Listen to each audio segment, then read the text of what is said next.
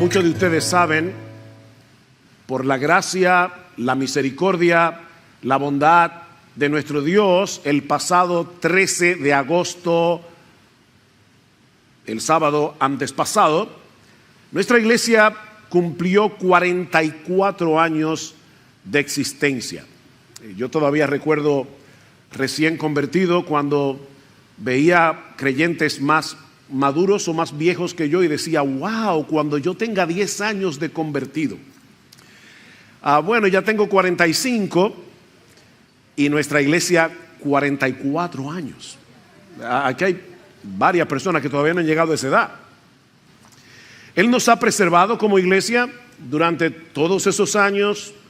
Él ha querido usar este ministerio para salvar y edificar a muchos. Y no debido a nosotros, sino a pesar de nosotros.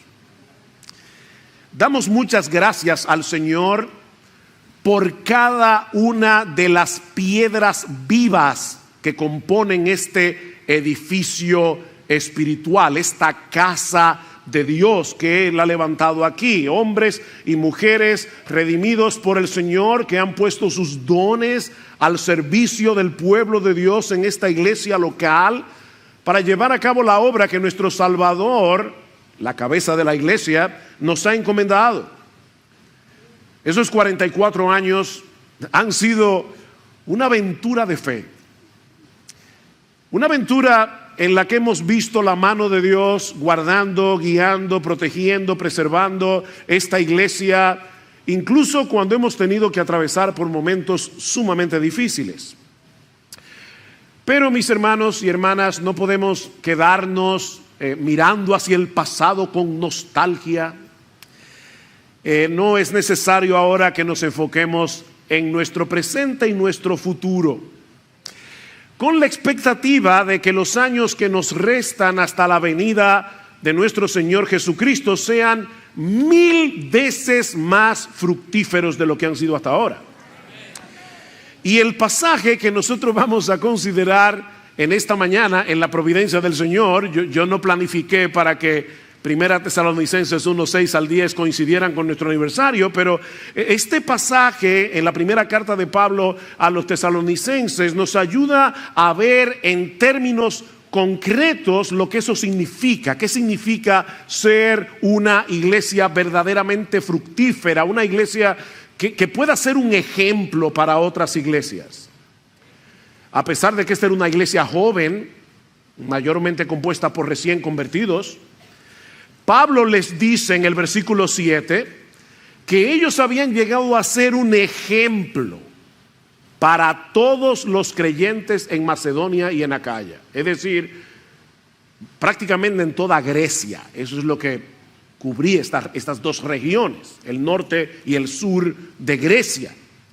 Ahora, es importante señalar que esta es la única vez en todo el Nuevo Testamento que se dice de una iglesia que ha venido a ser ejemplo para otras iglesias.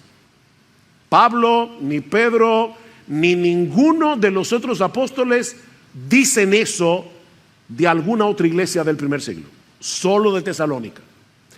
Por supuesto, eso no significa que aparte de Tesalónica no hubiera iglesias fieles durante el primer siglo, porque sí las había.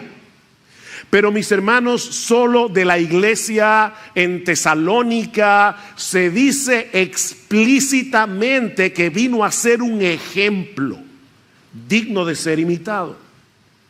De manera que este pasaje nos presenta el estándar al que toda iglesia debería aspirar. Nosotros, Iglesia Bíblica del Señor Jesucristo, aquí en República Dominicana, deberíamos anhelar que se diga de nosotros como iglesia lo que Pablo dice de los creyentes en Tesalónica. Si tú amas tu iglesia local, y déjame decirte que debes amar tu iglesia local, porque la iglesia es la esposa del Cordero, la iglesia es la niña de los ojos de Jesús, así que debemos amar la iglesia. Tú deberías anhelar de todo corazón que Iglesia Bíblica del Señor Jesucristo sea un modelo, sea una iglesia digna de ser imitada. Ahora recuerda que la iglesia es lo que sus miembros son. Aquí no estamos hablando de una institución abstracta, la iglesia. La iglesia eres tú, la iglesia soy yo, la iglesia son personas. De manera que lo que estaremos aprendiendo hoy acerca de la iglesia tiene que ver contigo, conmigo, si eres miembro de esta iglesia. ¿Cuáles son las características que debe poseer una iglesia para que llegue a ser un modelo digno de ser imitado? O para plantearlo de una forma más específica, ¿qué se requiere de nosotros, Iglesia Bíblica del Señor Jesucristo? De modo que podamos ser un ejemplo para otras iglesias. Bueno, hay al menos 4 características que podemos extraer de este pasaje. La primera es que una iglesia digna de ser imitada es una iglesia cuyos miembros son imitadores de aquellos que imitan a Jesús. Es una iglesia cuyos miembros son imitadores de aquellos que imitan a Jesús. Vean otra vez el versículo 6, pero voy a leer desde el 5 porque hay una conexión. Noten que el versículo 6 comienza con un y, o sea, viene hablando de lo mismo. Dice Pablo, versículo 5, pues nuestro evangelio no vino a vosotros solamente en palabras, sino también en poder y en el Espíritu Santo y con plena convicción, como sabéis qué clase de personas demostramos ser entre vosotros por amor a vosotros, y vosotros vinisteis a ser imitadores de nosotros y del Señor. Ustedes saben muy bien cómo nos comportamos cuando estábamos en Tesalónica, qué clase de personas éramos, y ustedes vinieron a ser imitadores de nosotros y del Señor.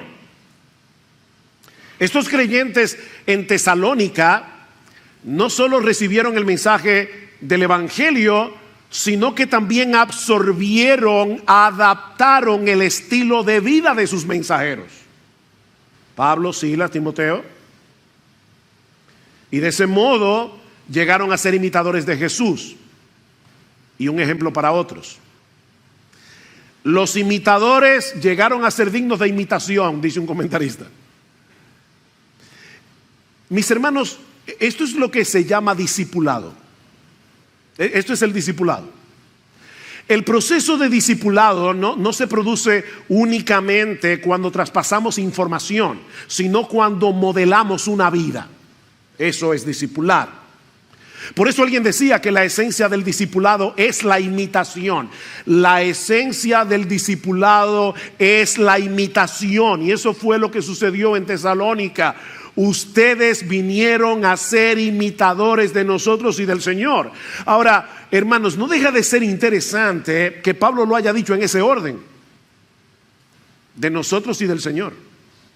Porque a final de cuentas es a Jesús, ¿verdad?, a quien debemos imitar. Él es el patrón, Él es el modelo. Sin embargo, Pablo menciona primero que los tesalonicenses imitaron a los misioneros. Ustedes vinieron a ser imitadores de nosotros y del Señor. Y la pregunta es: ¿por qué en ese orden? Esto es importante. Porque los nuevos creyentes comienzan a imitar a Jesús en la medida en que perciben su carácter a través de otros creyentes más maduros. Nosotros somos el primer libro que leen los nuevos creyentes. Así es que ellos aprenden a imitar a Jesús. Ellos obviamente aprenderán a conocer a Jesús a través de las páginas de las Escrituras, pero inicialmente lo conocerán a través de aquellos que los modelan, que modelan a Cristo en sus vidas.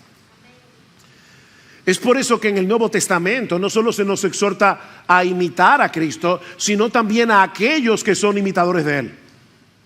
Debemos ser imitadores. escribiendo a los Corintios, Pablo les dice en 1 Corintios 4:16, imítenme a mí. Y más adelante en el capítulo 11, versículo 1, sed imitadores de mí, así como yo de Cristo. El modelo por excelencia que debemos imitar es la persona de Jesús. Él es el patrón.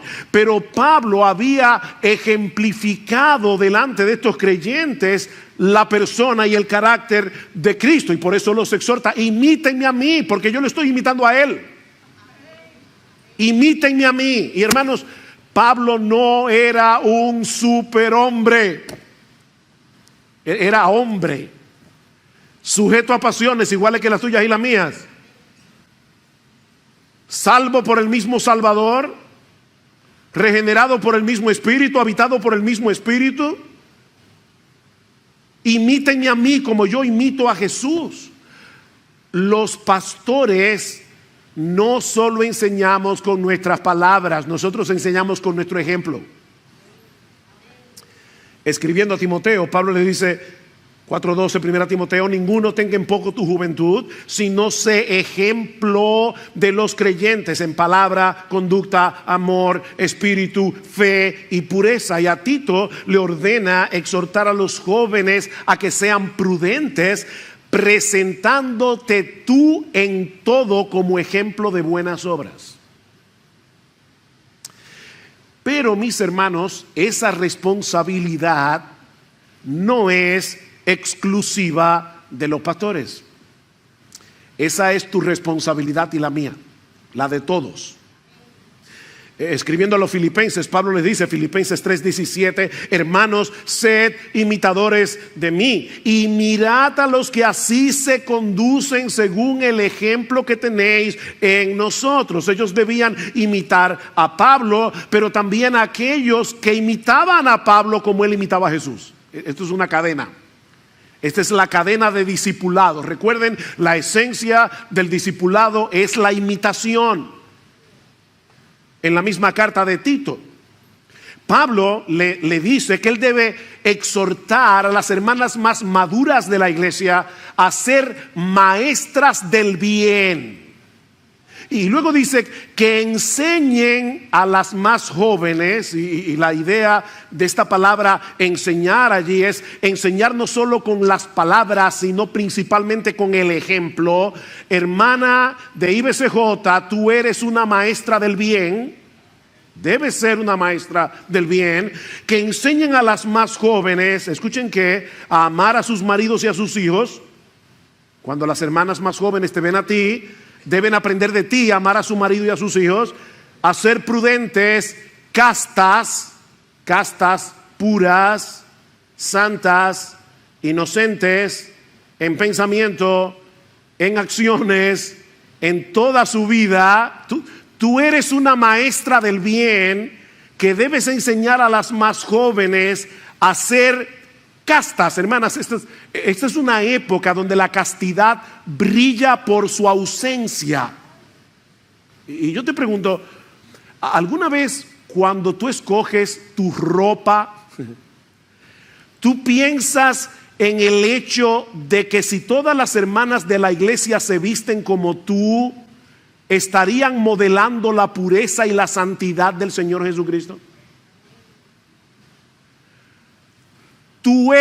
Esto no es opcional, mi hermana, tú eres una maestra, pero puedes estar enseñando algo equivocado.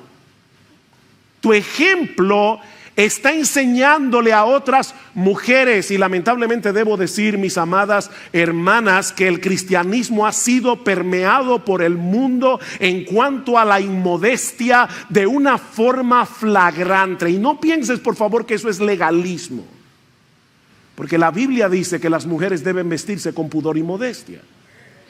Entonces, la pregunta es, cuando tú te vistes, tú estás consciente de que tú estás enseñando a otras mujeres con el largo de tu ropa, con lo modesta que te viste, con lo bien que te cubres. Maestras del bien, castas, cuidadosas de su casa, buenas, sujetas a sus maridos. Y oye, que para que la palabra del Señor no sea blasfemada. Wow. Hermanas, eso es serio. Esto es serio, muy serio. La palabra de Dios puede llegar a ser blasfemada cuando en una iglesia las hermanas hablan muy bonito, pero se visten y andan y viven exactamente como las mujeres de allá afuera. Y no como mujeres que le temen a Dios. Somos imitadores que deben ser dignos de ser imitados. Somos imitadores dignos de ser imitados. Miren, nosotros siempre estamos imitando a alguien, siempre, y siendo de ejemplo para otros. Eso es inevitable. La pregunta es, ¿a quién estás imitando tú? ¿A quién tú imitas? Déjame poner esto de una manera más concreta. Ahora mismo, y esto no es retórico, o sea, estoy haciendo la pregunta para que lo pienses de verdad. Tú podrías pensar ahora mismo en tres o cuatro personas de la iglesia a las cuales tú imitas, porque aunque es una persona imperfecta, no glorificada, es obvio que esa persona trata de imitar a Jesús. Tú puedes pensar en 3, 4 personas que tú conscientemente imitas, porque tú sabes que esa persona o esas personas son imitadores de Jesús. ¿Qué ejemplo tú le estás dando a otros? ¿Eres un creyente al que los demás pueden imitar? Porque en dependencia del Espíritu Santo tú procuras ser imitador de Cristo. Bueno, pastor, yo un ejemplo. Sí. Estos nuevos creyentes de Tesalónica eran seres humanos comunes y corrientes. Y ellos llegaron a ser un ejemplo. Nadie tiene excusa para no ser un ejemplo. Porque de paso, no hay que ser perfecto para ser un ejemplo. No, obviamente, porque si eso es lo que se requiere, ninguno de nosotros podría ser un ejemplo. De hecho, una de las cosas que los creyentes debemos modelar es un espíritu enseñable cuando somos corregidos. Los creyentes que son dignos de ser imitados también pecan y tienen que ser corregidos. Y precisamente se vuelven imitables cuando en medio de la corrección reaccionan correctamente, piadosamente. Cuando son convencidos de pecado, los creyentes dignos de imitar modelan una vida de arrepentimiento. Aquí no estamos hablando de una vida perfecta, aquí estamos hablando de una vida de arrepentimiento. Y la gente puede decir, yo puedo imitar a esta persona porque cuando él peca se arrepiente y pide perdón. Y no solo a Dios, sino cuando tiene que pedirle perdón a otra persona, pide perdón. Es digno de ser imitado, no hay que ser perfecto. Y yo vuelvo y te pregunto, ¿tú eres un ejemplo para tu esposa? Ese es tu primer, ¿qué puedo decir? La primera persona en la que tú tienes que ser un ejemplo es a tu esposa, a tu esposo. ¿Eres un ejemplo? ¿Eres un ejemplo para tus hijos? Nosotros estamos todo el tiempo modelando algo delante de nuestros hijos, nuestro amor por el Señor, nuestro amor por su palabra, nuestro amor por la iglesia. Tú eres un ejemplo. Si todos los creyentes de esta iglesia te imitaran a ti, ¿cómo sería esta iglesia?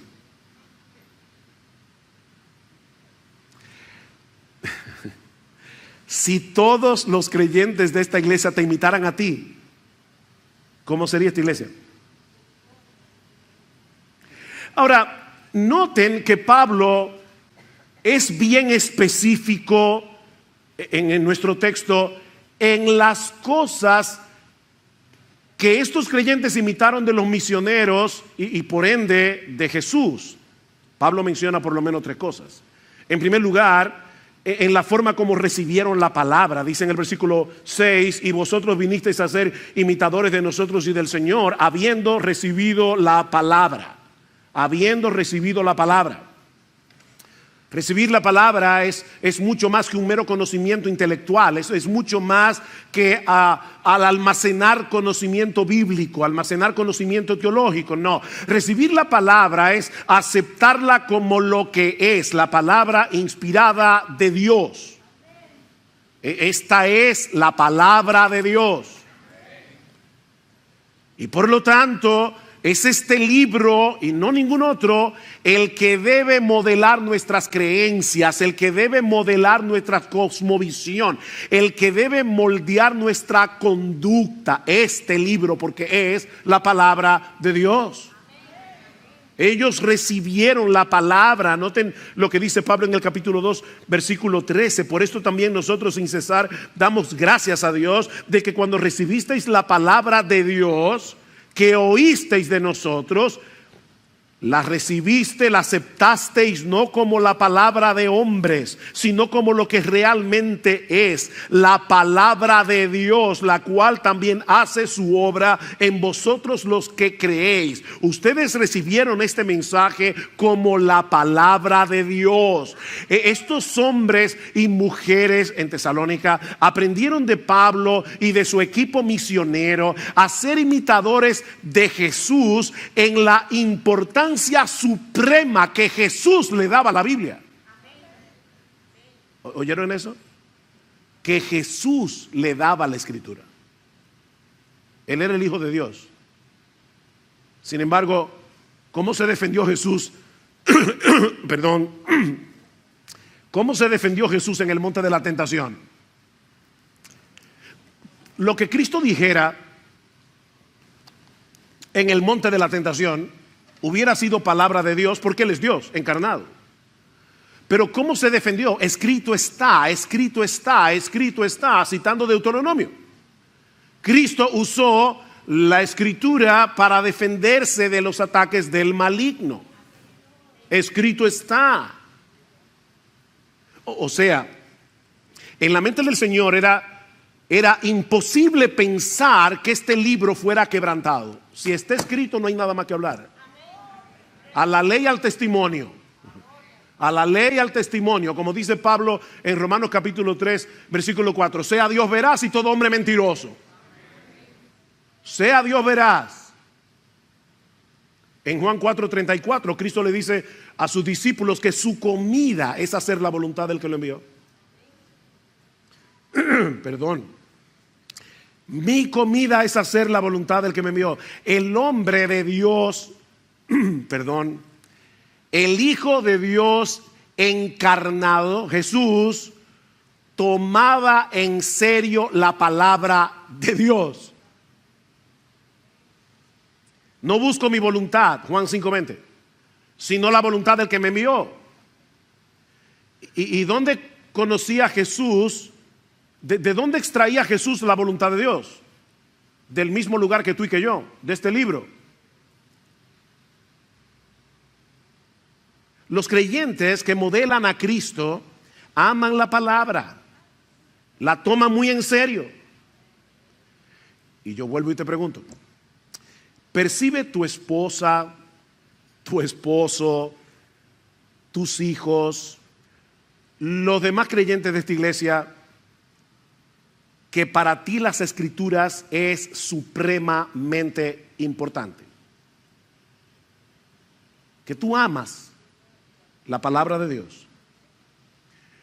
¿Es la Biblia el tribunal supremo que pasa juicio sobre tus creencias, que pasa juicio sobre tu cosmovisión, que pasa juicio sobre tu conducta? ¿O eres tú uno de esos creyentes que vienen a la iglesia con el espíritu de escuchar la predicación pensando eso no es tan así?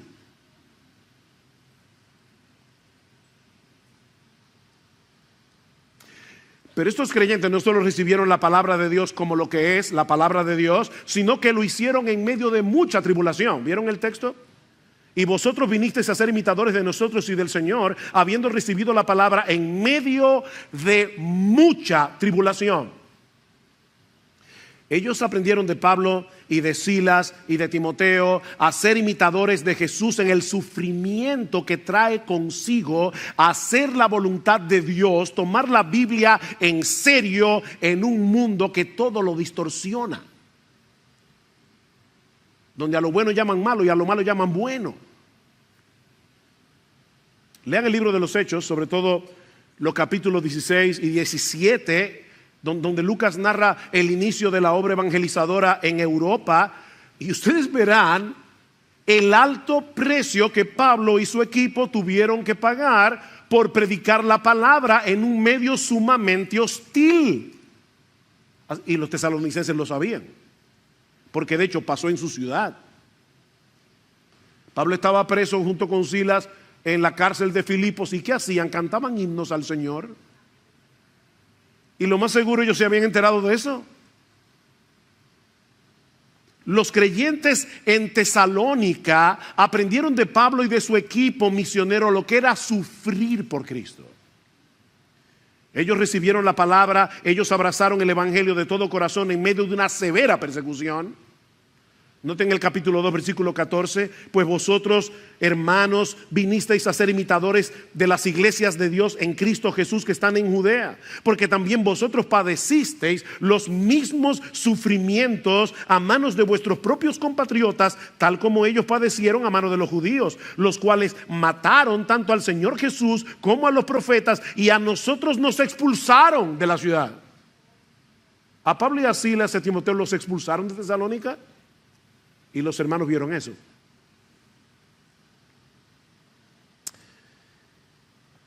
Hermanos, el gozo en el sufrimiento no es natural. Esta no es la alegría que experimentamos cuando todo nos está saliendo bien. No, este gozo es un fruto del Espíritu. ¿Recuerdan Gálatas 5? El fruto del Espíritu es amor, gozo, paz, paciencia, benignidad. Esto es sobrenatural.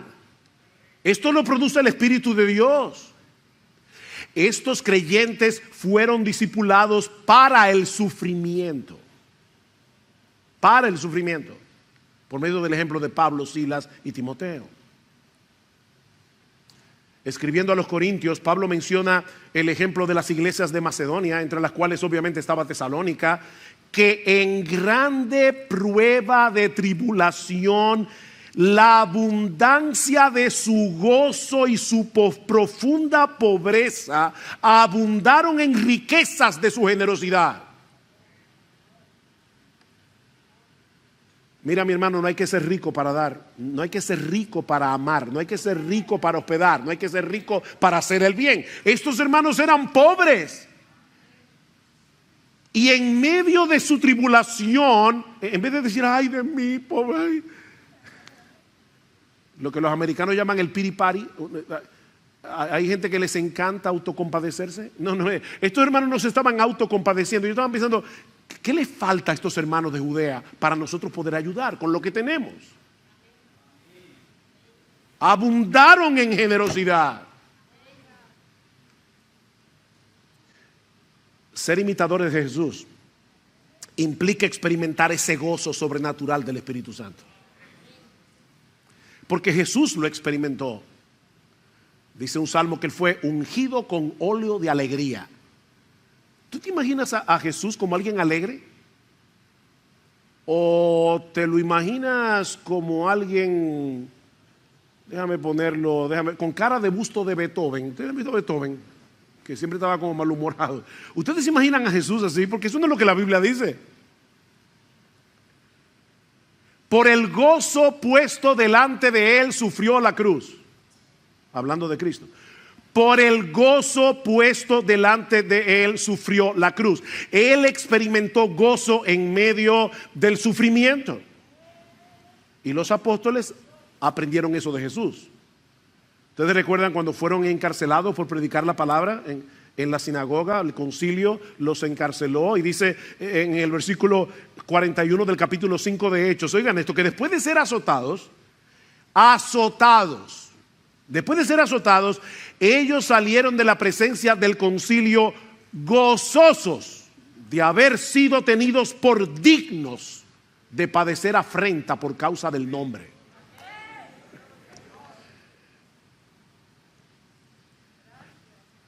¿Eran masoquistas? ¿Les gustaba sufrir? Por supuesto que no. A ellos les dolían los golpes, igual que a ti y que a mí. No, a ellos no les gustaba sufrir. Ellos se gozaban en poder mostrar a los ojos del mundo que Cristo es tan precioso, tan valioso, tan excelso, que todo lo que tengamos que padecer por su causa, bien vale la pena. Ese es el gozo. Bien vale la pena. ¿Alguna vez tú has pensado que tu sufrimiento por causa de Cristo es una oportunidad que Dios te está dando para mostrarle a todo el que te rodea que Jesús es precioso? Tan precioso que vale la pena sufrir por Él. Es una oportunidad. Alguien decía, me encantó esta frase, que el gozo del creyente es la bandera que ondea el castillo de nuestro corazón y que anuncia que el Rey está hoy sentado en su trono. Eso es el gozo del creyente. Mi Rey reina. No es como la reina de Inglaterra. Esa monarquía no hace nada, excepto salir en las revistas. No. Esta no es una monarquía de lujo. Esto es... Cristo es Rey, Él está sentado en su trono. Nuestro Dios reina y nosotros podemos gozarnos en eso.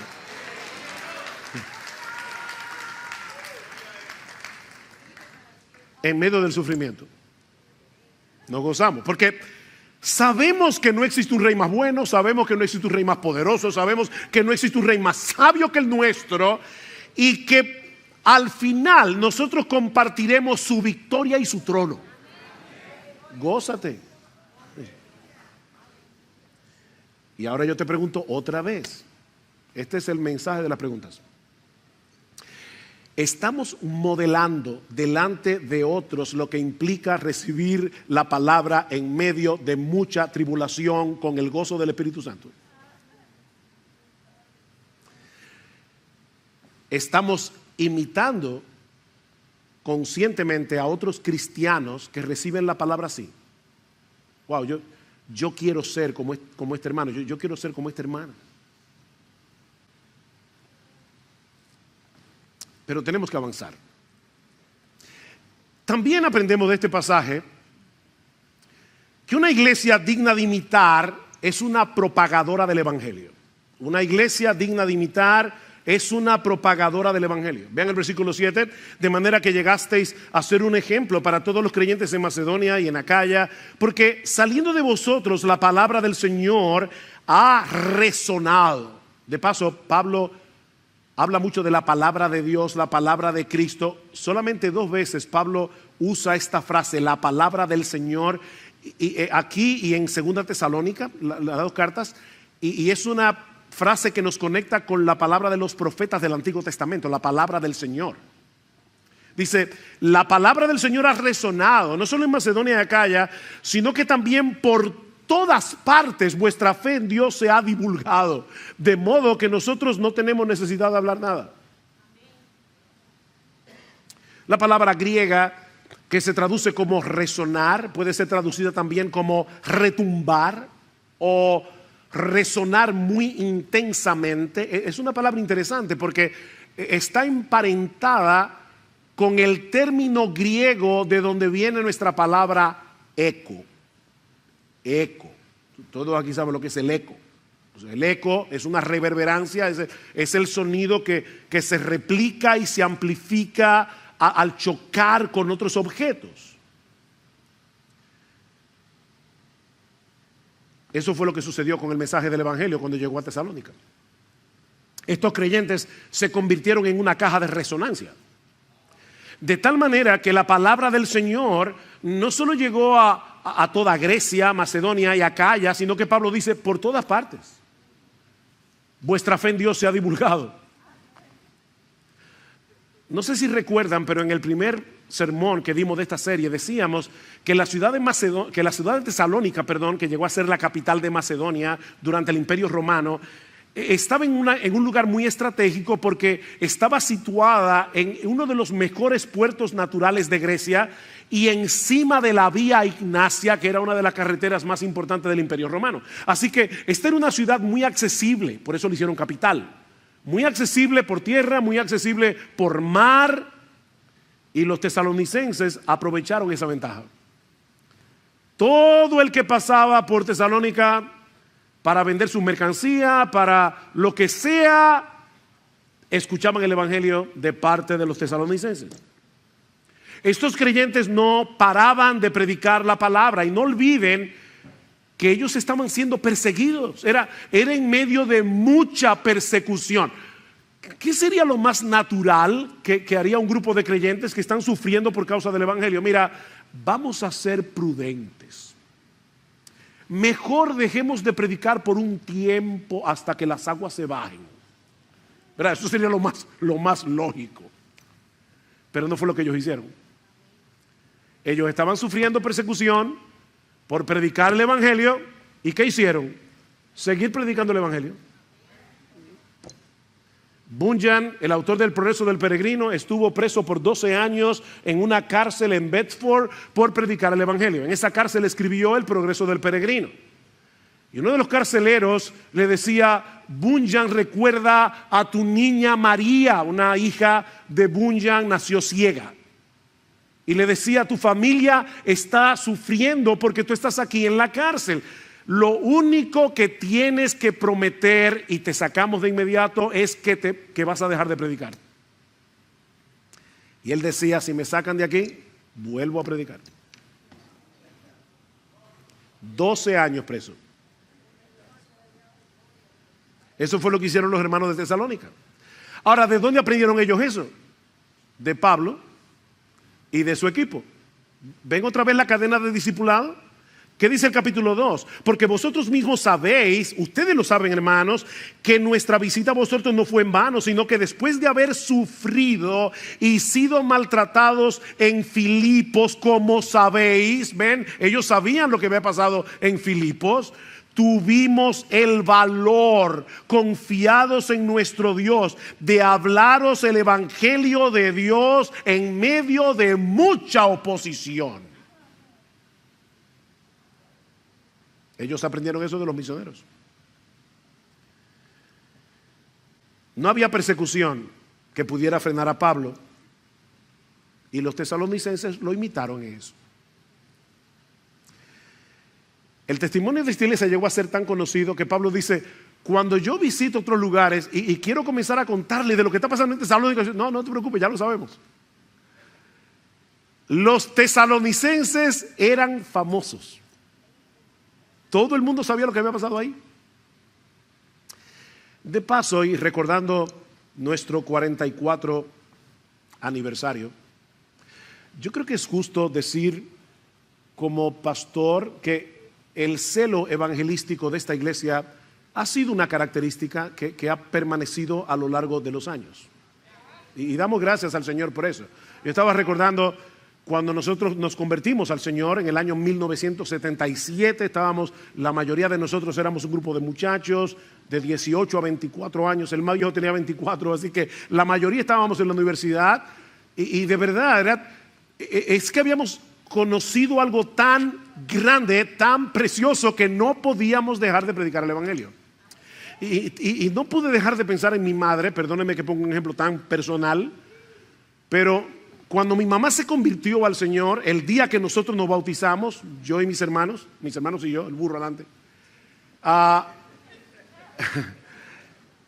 el día que nosotros nos bautizamos y se predicó la palabra, mi mamá, que era católica romana, ferviente adoradora de la Virgen María, de repente se puso en pie en medio de la iglesia y dijo en voz muy alta, porque mi mamá era bastante extrovertida: Yo estaba ciega aprendiéndole velones a vírgenes y a santos, y ahora me he dado cuenta que Jesucristo es la luz del mundo. Y a partir de ese momento hasta el día de su muerte, mi mamá nunca se calló de predicar el evangelio, a tal punto que a veces había personas que llamaban a mi casa equivocado, y mi mamá le decía: mira, esta no es la casa, estás equivocado, pero déjame decirte algo, no llamaste aquí por casualidad. ¡Pam! Y le predicaba el evangelio. Hermanos, óigame, nosotros tenemos en nuestras manos no solamente el mensaje más glorioso que existe, nosotros tenemos el mensaje más importante que existe. Esto es un mensaje de vida o muerte. Tenemos un gran Salvador que vale la pena de ser proclamado. Tenemos que ser una caja de resonancia. Donde quiera que el Señor nos conceda la oportunidad de predicar el evangelio. Y el hecho de que, de verdad, nuestra iglesia yo creo que ha sido una iglesia muy evangelística, eso no quiere decir que no tengamos que seguir creciendo en esto, cada vez más. Pero aprendemos también de este pasaje que una iglesia es digna de imitar cuando manifiesta una incuestionable lealtad al único Dios vivo y verdadero. No tengo otra vez el versículo 9. Una incuestionable lealtad al único Dios vivo y verdadero. Dice el versículo 9: pues ellos mismos cuentan acerca de nosotros, de la acogida que tuvimos por parte de vosotros y de cómo os convertisteis de los ídolos a Dios para servir al Dios vivo y verdadero. Este es uno de los textos del Nuevo Testamento que mejor describe lo que es la conversión. Esta palabra, se convirtieron, significa volverse, es cambiar de rumbo. De repente te das cuenta que el camino por el que andas es equivocado, no te va a llevar al fin correcto, y das media vuelta para tomar la ruta correcta. Eso es convertirse. Uno de los inventos más geniales de esta época es el GPS. Sobre todo para manejar en Estados Unidos, wow, qué bueno es tener un GPS. Global Positioning System, o sea, el sistema de posicionamiento global, un GPS. Cuando uno se equivoca usando el GPS y se mete por la carretera equivocada, hay una voz que sale del aparato que te dice recalculando. Los que han usado GPS saben lo que es recalculando la ruta, para decirte: te equivocaste, mijo. Lo que hace el evangelio en nosotros es ponernos un GPS. Y cada vez que nos extraviamos, recalculando, vas mal. Fue lo que pasó cuando nos convertimos, pero eso sigue pasando. Eso no es una sola vez. Es todo el tiempo. Pablo describe la conversión aquí como un volverse de los ídolos a Dios. Y esta frase es interesante porque literalmente lo que el texto griego dice es: se volvieron hacia Dios desde los ídolos. Eso es lo que dice el texto. Se volvieron hacia Dios desde los ídolos. Durante toda su vida esta gente había confiado en sus ídolos, esta gente se había refugiado en sus ídolos. Los ídolos dominaban en el primer siglo todos los aspectos de la vida social y política del imperio greco-romano. Todos los aspectos. De manera que volverse de los ídolos a Dios era un cambio radical y que afectaba todo. Dice un comentarista, me llamó la atención, que el hecho de abandonar la idolatría para adorar al único Dios vivo y verdadero habría provocado que los amigos no cristianos se sintieran ofendidos, resentidos o traicionados. De manera similar, los miembros de la familia habrían considerado la negativa a mantener las tradiciones ancestrales como prueba de una horrible falta de preocupación por las responsabilidades familiares. Imagínense cuando de repente dice: bueno, ahora tenemos una cena para Afrodita. Yo no voy. Toda la vida te reúnes con tu familia para adorar a los ídolos que ellos adoraban, Y que para la familia era algo tan importante. O sea, yo le pedía a Afrodita que te diera hijos. Todo eso era muy importante. Y de repente el creyente dice, lo siento mucho, yo no voy a esa cena. ¿Ven el punto? Están traicionando a la familia, los valores de la familia. Y para colmo, dice este comentarista, se pensaba que la paz ciudadana, el éxito agrícola y no tener que sufrir catástrofes naturales eran cosas que los dioses naturales tenían en sus manos, tradicionales, perdón. Ignorarlos u ofenderlos se veía como algo extremadamente peligroso. De hecho, a los cristianos los acusaban cada vez que venía una peste. Decían, eso es porque los cristianos dejaron de adorar a los ídolos. Eso es Zeus que está molesto, eso es la diosa tal, el dios tal. O sea, hermanos, uno lee tan rápido ahí, se convirtieron de los ídolos a Dios y no está pensando en todo lo que implicaba para esa gente convertirse de los ídolos a Dios. Ellos entendieron que era imposible servir al único Dios vivo y verdadero sin que haya un abandono de los ídolos que antes servíamos. Mira, déjame decirte algo. Nadie puede pretender tener a Cristo en su vida en medio de otros altares. No trates de hacer un hueco en tu corazón en medio de toda tu idolatría para meter a Cristo ahí. No. Cristo no acepta eso. Él es único. Seguir a Cristo significa, esto es profundo, seguir a Cristo. Seguir a Cristo es seguir a Cristo y a nadie más. Él no comparte altares. Es Él y solo Él. Es por eso que la conversión requiere de una obra previa del Espíritu Santo, porque es imposible renegar de los ídolos en los que habíamos confiado durante toda nuestra vida para confiar ahora únicamente en Jesús. El Espíritu Santo tiene que abrir los ojos de nuestro entendimiento para que veamos a Cristo infinitamente superior, infinitamente más hermoso, infinitamente más deleitoso, infinitamente más confiable que todos nuestros ídolos. Esa es la única manera como podemos cortar con la idolatría en el momento de la conversión y seguir luchando con ella a lo largo de toda nuestra vida. Debemos mantenernos contemplando la hermosura, la gloria, el poder, la confiabilidad de nuestro Señor Jesucristo. ¿Qué dice Juan al final de su primera carta? Que los creyentes sabemos que el Hijo de Dios ha venido y nos ha dado entendimiento para conocer al que es verdadero, y estamos en el verdadero, en su Hijo Jesucristo. Este es el verdadero Dios y la vida eterna. Y ahí mismo dice, hijitos, guardaos de los ídolos. ¿Ven? A creyentes, guárdense de los ídolos. ¿Y cuál es la única manera? Recordar que Jesucristo es el Dios vivo y verdadero, el único. Mis hermanos, si nuestro Dios es el único Dios vivo y verdadero, eso significa que todos los otros dioses están muertos y son una ilusión. Todos los otros dioses. Y por favor, no pienses en la idolatría en términos de una estatua, de un cuadro. No, decía alguien que nuestros ídolos son aquellas cosas con las que contamos para hacer nuestras vidas significativas.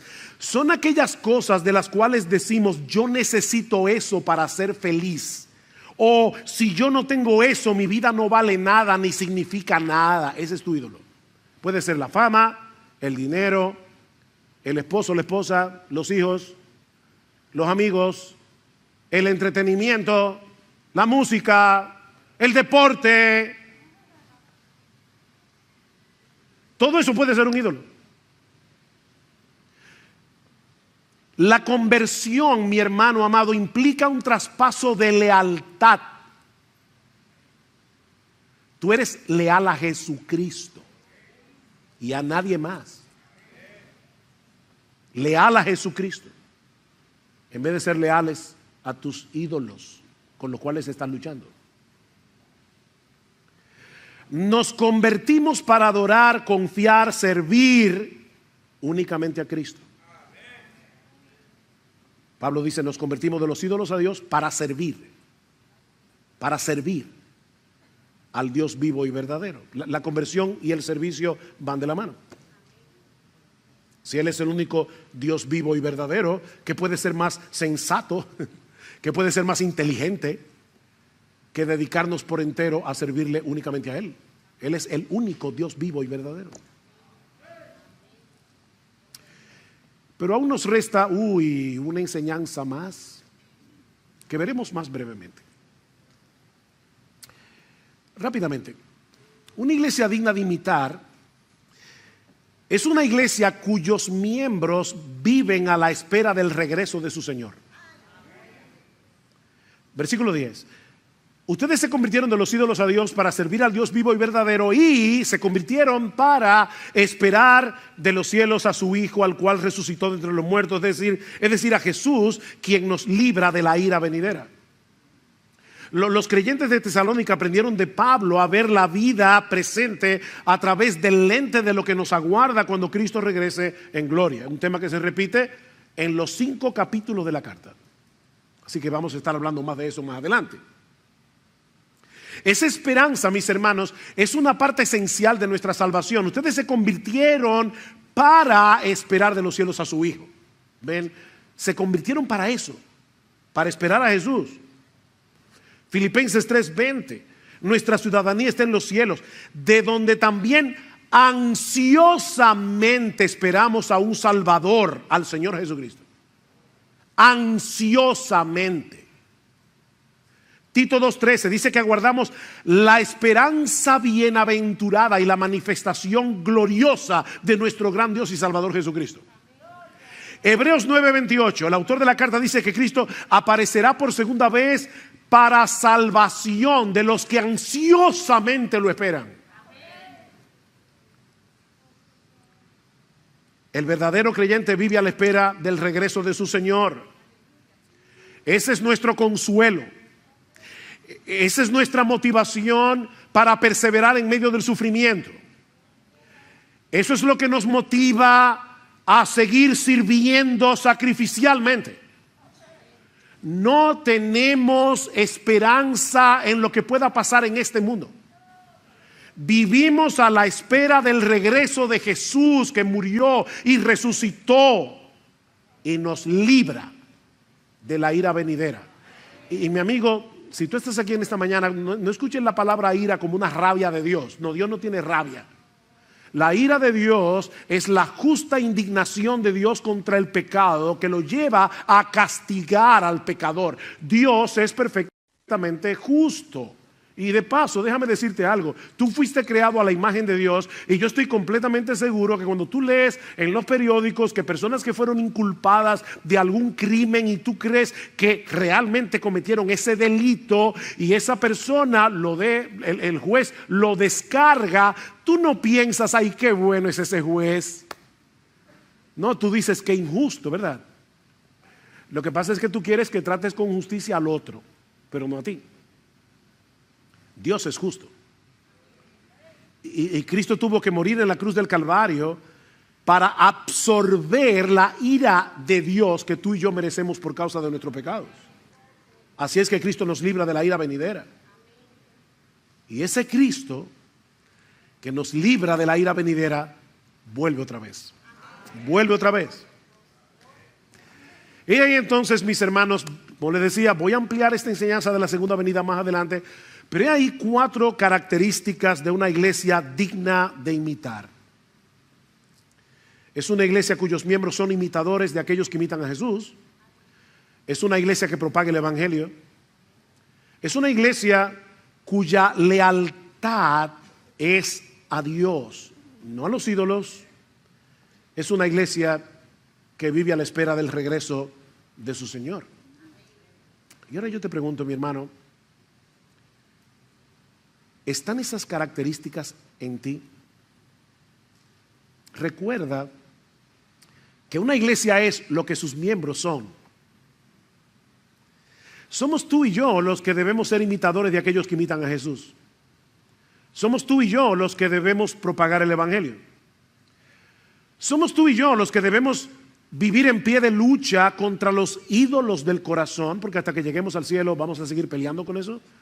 Somos tú y yo que tenemos que manifestar todo el tiempo a través de nuestra fe, de nuestro arrepentimiento, que somos leales únicamente a Cristo. Somos tú y yo los que debemos vivir a la espera del regreso de nuestro Señor. Pero no te desanimes, no te desanimes. Recuerda que no estamos solos en esto. No estamos solos, mi hermano. La gracia que transformó a estos creyentes de Tesalónica es la misma gracia que te transformó a ti, si eres creyente, que me transformó a mí. Tenemos al mismo Salvador, disfrutamos de la misma salvación, tenemos el mismo Espíritu. El que los santificó a ellos es el que nos santifica a nosotros, el Espíritu Santo. Y tanto ellos como nosotros somos motivados por la misma gratitud, fuimos librados de la ira venidera, por la misma esperanza. Cristo vuelve, Cristo vuelve. Y cuando Él regrese en gloria, nosotros seremos glorificados juntamente con Él para reinar para siempre en su trono. Que el Señor nos ayude como iglesia, ahora que acabamos de cumplir 44 años de existencia, para que el tiempo que nos resta hasta la segunda venida de nuestro bendito Señor, seamos 1000 veces más fructíferos en la salvación y edificación de muchos para la